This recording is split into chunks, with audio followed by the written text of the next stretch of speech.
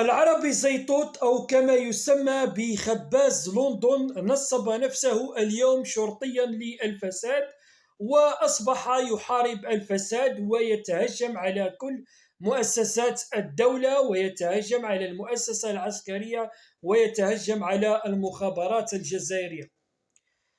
يا سي العربي زيتوت، أنت قلتها بعظمة لسانك في العديد من الفيديوهات التي نشرتها عبر وسائط التواصل الاجتماعي، بأن من يحارب الفساد يجب عليه أن يكون نظيفا.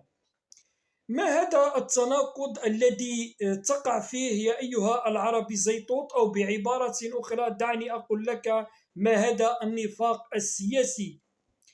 فأنت يا العربي الزيتوت في فترة التسعينيات، وتحديدا في عام 1994، لما كنت على رأس السفارة الجزائرية في ليبيا، قمت باستغلال اندلاع الأزمة الأمنية في الجزائر، أو كما يصطلح عليها في الأدبيات السياسية بالعشرية السوداء في الجزائر، وقمت بنهب وسرقة أموال أو الميزانية المخصصة للسفارة الجزائرية بليبيا.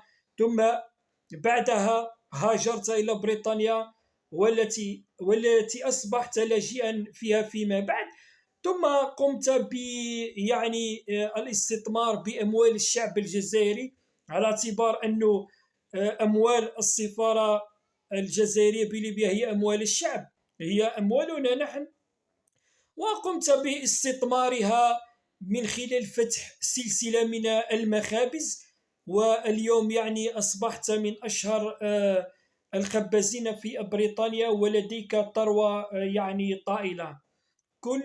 كل هذا على جثث الجزائريين مع الأسف.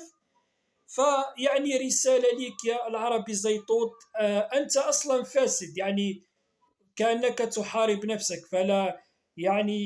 فليس من المنطقي أو لا يجوز أصلا أن يتكلم شخص ما عن الفساد وهو فاسد. سلام.